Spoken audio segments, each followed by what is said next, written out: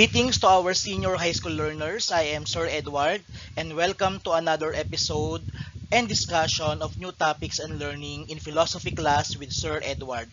Before everything else, I would like to thank all of my subscribers and to students who still continue to watch our video presentation. I hope that this channel, diba, would be helpful for your for you to understand philosophy much better. We would also like to thank our teachers who are using this video lessons for their lesson. Thank you, and we appreciate your feedback. Thank you for the commendation, and I hope that you still continue watching our video lessons. So again, good day to our subscribers and to our learners. So before we start, let's raise, or I have here a question for us to reflect. The question is, how does the COVID-19 pandemic change our social life? But with a blink of an eye, everything or our lifestyle has been changed because of the pandemic. Diba? Our interaction went to an online one, diba? Because physical or face-to-face interaction were discouraged, diba? They were refrained in order to curb or to minimize the virus. Aside from that, we may also get notice or observe that interactions tend to be more limited. Say for example, when you went to a shopping mall, or when you want to eat or dine outside, diba, there's a specific number of people or persons allowed to enter, for example, an establishment, or to enter, for example, a fast food restaurant, all on this effort to minimize the spread of virus. So therefore, our interaction tends to have its limitation. We were compelled and mandated to wear our to wear face masks, diba, as a safety precaution for this pandemic. And I guess we can all agree that we all experience up until now, diba, the agony or the burden of being in a lockdown, of being in a quarantined situation. Now, these questions, which includes, are people feeling more or less attached to others, or how are families feeling about working or studying from home together? Diba? For the past, for more than a year, we're all being accustomed to this, what we call as the work from home setup. Now, what are the effects of people working full time from home while also at the same time caring full time for their children? And how will this situation affects those who are living alone right now? So basically, our lifestyle and our interaction with other people changed drastically because of this pandemic. So we can all agree that this pandemic changed the way we interact with other people. Now, in this lesson, you will learn that human beings are primarily intended to exist with others and described as relational beings. This will also give you a thorough explanation on how to treat your kapwa as persons, sharing same situations wherein we can relate, create, and understand shared meanings that will lead us to the study of the concept intersubjectivity. So our topic for today, that is lesson number 13, we move on to the first part of our discussion for intersubjectivity.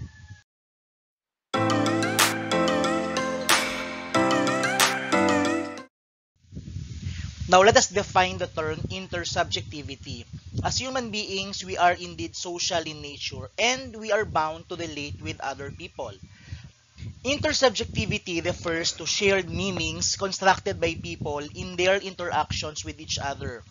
Intersubjectivity is also a philosophical concept of the interaction between the self and the other. It is a mutual recognition of each others as persons. Also, it refers to the shared awareness and understanding among persons. It is made possible by the awareness of the self and the other. Now, for you to understand this concept of intersubjectivity, I have here two scenarios. So the first one is what we the first image that we have here are two people engaging a conversation. So this basically is an example of intersubjectivity. You are aware of the existence of the other people and you tend to communicate. You have this dialogue with one another. This is what we call as intersubjectivity. The term subject refers to the others, refer to the other people. That's why it's called intersubjectivity. You do not relate, for example, or you do not converse to a non-living thing. So say, for example, this particular object, this one is an object, this one is a printer, diba? You do not communicate with those objects. That's why it's not called interobjectivity, diba? We have this particular concept in philosophy known as intersubjectivity. In Filipino, pakikipagkapwa, pakikipagkapwa-tao.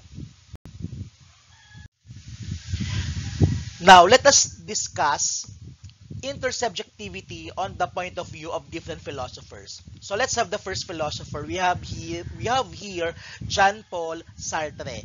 Now, Jean-Paul Sartre explains that when you look at a person, the act of what we call as objectification allows you to capture that person's freedom to be what he or she wants to be. That is, you are limiting a person's possibilities by a look. This is evident when you stereotype or label a person based on his or her appearance or certain actions.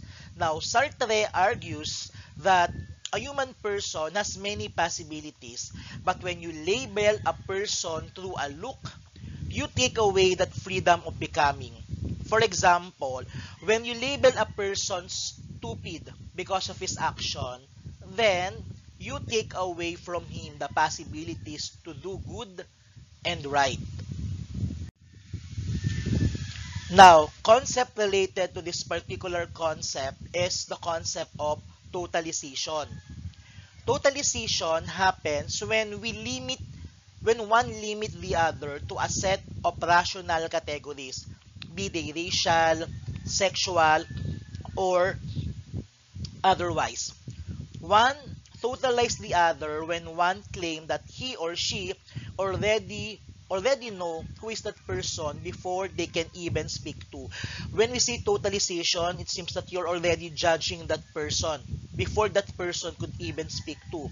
For example, when a badjao, for example, or this particular child enters a jeepney, it is you would automatically assume that this child or that this kid would look for alms, diba? That they are beggar and they would ask for money. Or for example, this particular group of young people known as the hype beasts, or before they were called as the Jejemons, we already have this preconceived idea of their personality. We already judge them before they can even speak to, before we know them better. This particular concept is what we call as totalization. You already judge them, you already give them a particular character, or you judge them before knowing them well. Now, another philosopher is Edmund Husserl. Edmund Husserl believes that intersubjectivity is more than just shared understanding, but it is the capability to put oneself in the place where the other is. And this is what we call as empathy. And this happens when people put themselves in the shoes of other people. So we have here, for example, the manifestation of empathy. Diba? We know exactly how you feel. Empathy is the ability to share emotions. This emotion is driven by a person's awareness that the other is a person's thoughts and feelings. Empathy enables us to experience another person's emotions like happiness, anger, sadness. Now, sympathy is different from empathy. Sympathy is feeling with, while empathy is feeling in. Parang you're feeling up to the shoes of that people you want to empathize with. What I'm trying to say is empathy is considered on a much higher level compared with the sympathy. So we have here the following examples of empathy. So for example, being exactly being exactly uh, consoling that person who is heartbroken and telling that person that you know exactly how he or she feels is an act of empathy. Or consoling someone for the loss of his or her loved ones, diba? Grieving for the loss is also a manifestation of empathy. Or being happy with your teammates, being happy with your section, being happy with the team that won the championship, for example, in the intramurals or a basketball game, is also an act of empathy. Another category that defines human relationship aside from empathy is availability. Availability is the willingness of a person to be present and be at disposal of another. When you say disposal, you're willing to extend your help, you're available. So this, for example, are the manifestations of availability. If you have this willingness to help other people, then that is the concept of availability. For example, you want to help your classmates, di ba, on his online class, it's an example of availability. And the third characteristics of a human relationship, aside from empathy, availability, the last one is ethics of care. The ethics of care is an ethical theory that emphasizes the moral dimension of relationship and interactions. This model perspective encourages individuals to help other people, most especially the vulnerable. Diba? We need to remember that diba, that people, we have a moral obligation to respond to the needs of other people, and we cannot turn a blind eye on the problems of others, diba? We should have concern for other people, especially now with this time of pandemic. We should be sensitive, diba? We should show our concern with other people. Now, let's proceed now to the next philosopher. We have here René Descartes. René Descartes is an advocate of individualism. As a proponent of the doctrine, he resolved to doubt absolutely about everything that could possibly be doubted, in the hope of thereby finding something that was beyond doubt. So according to René Descartes, doubt everything that can be doubted. According to him, there is one thing that cannot be doubted, and that is thinking. Now, in relation to this stand of René Descartes, we have this concept of seeming. Now, seeming refers to the actions where an individual present himself or herself in a certain way when dealing with other people.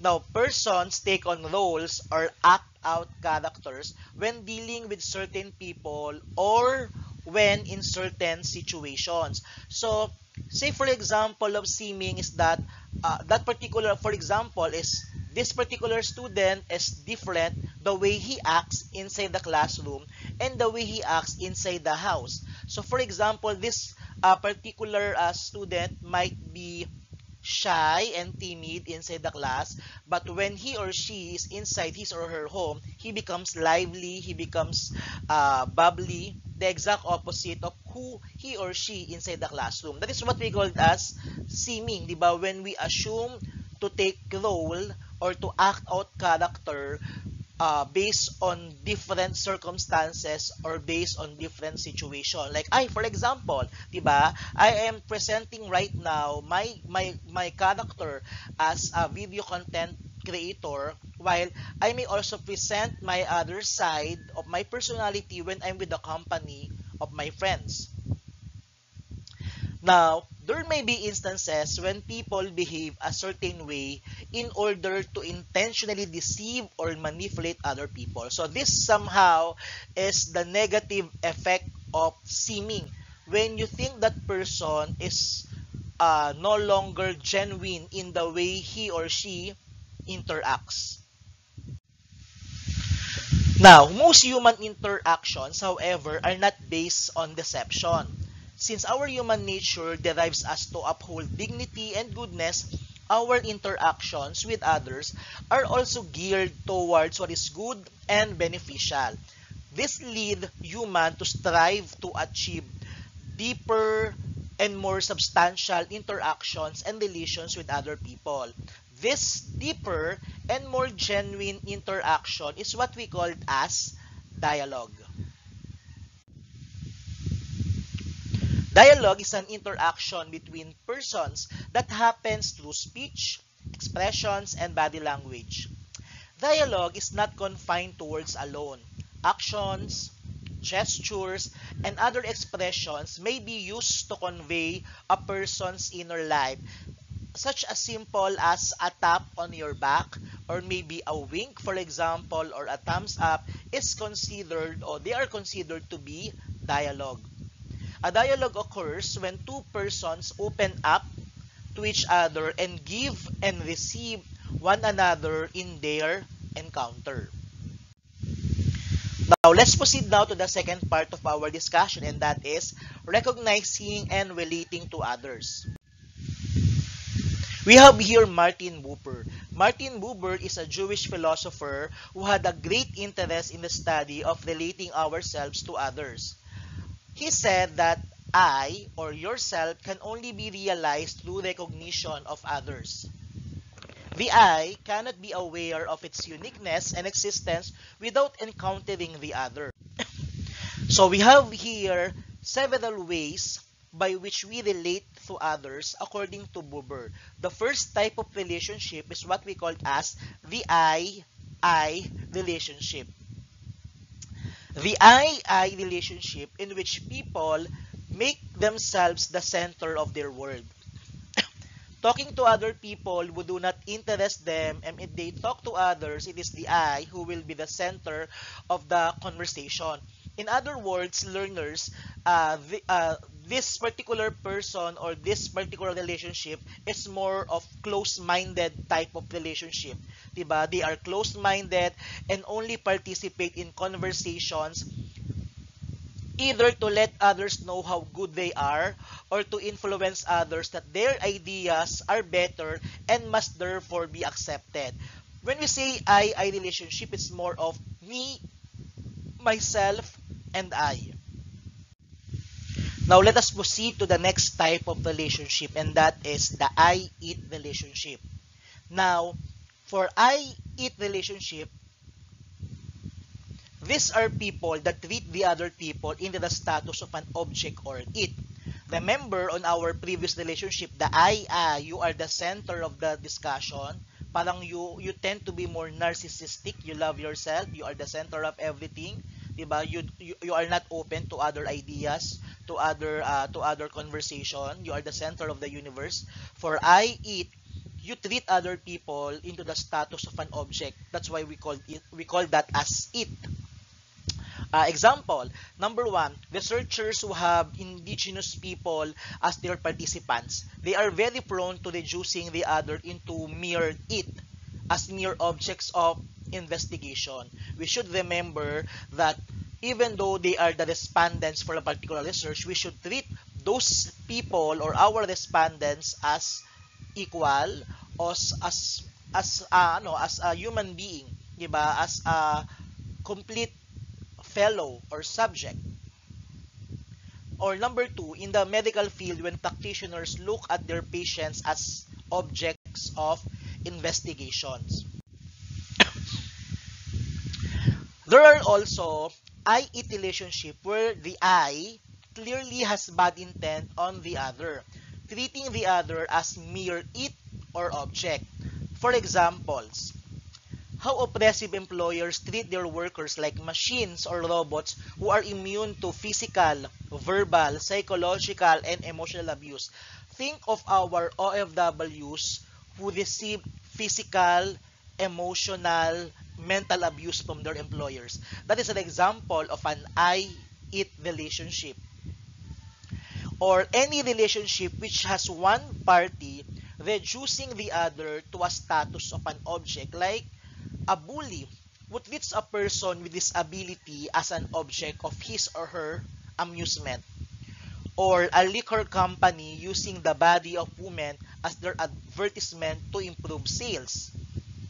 Or letter C, partners or friends treating each other as objects and means to satisfy their self-interest and desires in what we call as friends with benefits type of relationship.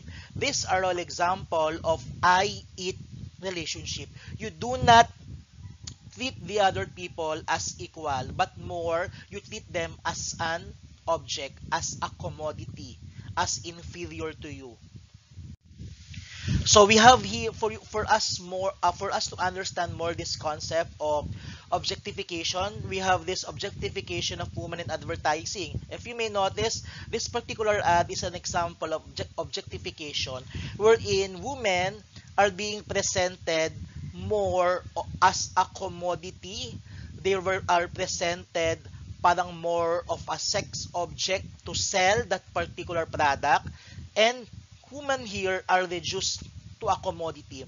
That's why this particular advertisement is a big no-no, because you reduce women into a mere objects, and we should treat women equally, fairly. It should be given an equal opportunity for all, and they're not just mere sexual objects or mere objects of commodity. Now, still for the I-it relationship, we have what we call the concept of alienation. Alienation happens when human relationships are inauthentic, deceptive, and exploitative. It happens when a person ceases to view the other as a distinct or authentic person and merely considers the other person as a mere object or a means to satisfy personal interests. Alienation is a disorienting sense of exclusion and separation, and if left unaddressed, it will discount the humanity and dignity of a person. That would lead to what we call as dehumanization. So always remember, when we say alienation, this is a type of relationship which is not genuine, fake, inauthentic, not sincere. For example of manifestations of alienation is not being aware or concerned with the plight or situation of other people. Kasi for example, no, this particular pandemic, we all have our shares of difficulty. And say for example, if you're not that aware with the difficulties of other people, then that is an example of being alienated to what is happening right now. Or say for example, you went on a vacation and you're excited, for example, to post your pictures on the social media, but what is happening right now, we have a strong typhoon in the metro.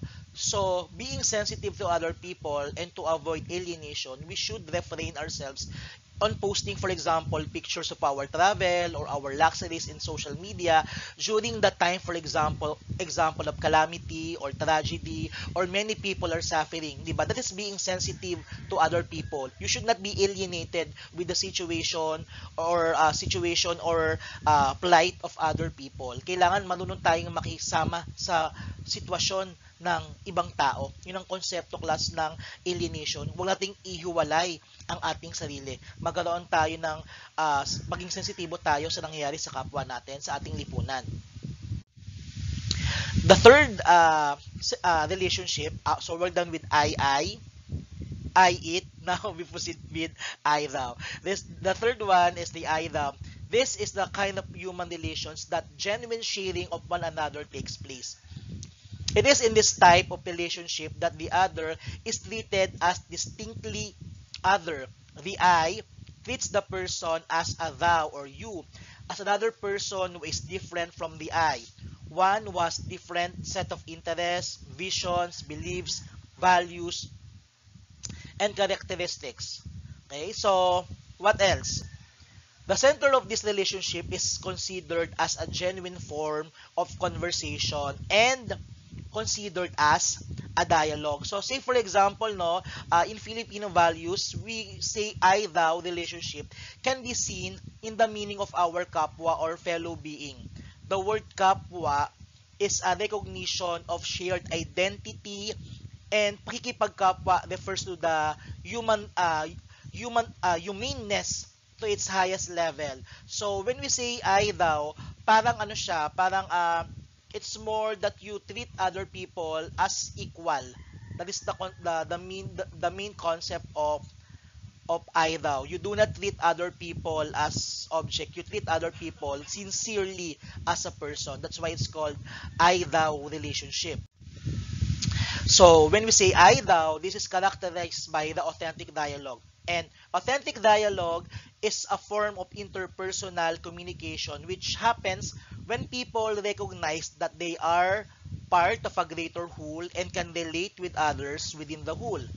Now, in some cases, nonverbal dialogical relations are not only the more appropriate means of conversation, but considered also as a more profound form of conversation. See, for example, when you embrace that person who is lonely, hug them, for example, diba, as, it's also considered as an authentic dialogue.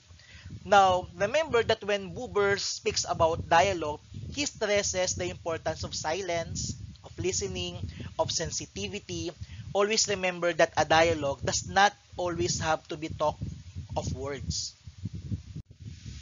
Now, to continue, for idle relationship for Buber is the experience of being to conversation in communion with the other.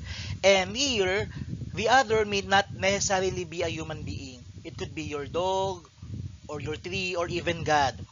In line with this, we must remember that a privileged form of relationship is considered as the I-thou relationship. Remember that this relationship involves effort. It entails open-mindedness, inclusiveness, you should open your heart, deep listening, selflessness, respect, mutual trust, truthfulness, respect, empathy. Having a dialogical relationship with another does not imply that anything that the other states or vice versa must be acknowledged. There will always be disputes, and the viewpoints and opinions will vary. The argument, however, is to understand the other. And understanding is not tantamount to agreement, but genuine dialogue calls for genuine listening. Now, another philosopher we also gave his perspective on intersubjectivity is Martin Heidegger. He argued that humankind is considered as a conversation. Conversation is more than just a simple talk, but rather a dialogue. He said it means that humanity is gradually accustomed to communication about being. Language, as one of the controls of human, creates human world. Language is the tool for communication, information, and social collaboration. And lastly, for Heidegger, all conversations are really one conversation, the subject of which is being. A conversation is creative, expressive, and profound that allows humanity to exist as more than objects. We are human beings who sincerely care more than acquiring information and satisfaction. And for our last philosopher, we have here Paulo Freire. According to Paulo Freire's pedagogy of the oppressed, dialogue is the encounter between men mediated by the people in order to transform the world. For him, dialogue is not just simply an interaction between people to explore the world together, but it is also a sign of freedom, equality, and responsibility in discovering and transforming the world of every human being. So therefore, according to Priory, true dialogue cannot exist unless the partners engage in love, humility, faith, trust, hope, and critical thinking. Thus, dialogue becomes the sign and the central concept of the true education.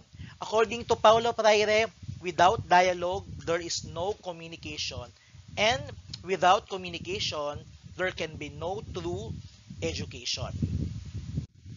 Now, that ends our discussion for today. But before that, let's have a recap of the important highlights of our lesson. We discussed the concept of intersubjectivity, and that is the interaction between the self and the other. Intersubjectivity is also the mutual recognition of others as person. We also discussed the three characteristics of how we relate to other people, and that is empathy, availability, and ethics of care.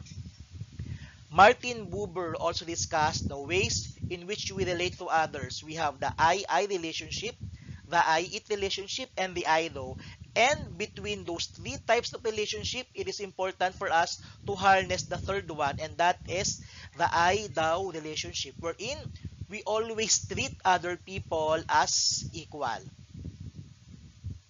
And lastly, we also emphasize the significance of what we call as authentic dialogue on fostering effective communication and understanding of one another. And that ends our discussion for today. I hope that you learned something from our topic for today. So if you find this video lesson useful and you learn something from it, please subscribe to our YouTube channel. Again, this is Sir Edward. See you again on our next episode wherein we will explore more and understand more the concepts and principles when it comes to philosophy of the human person. Have a good day and stay safe.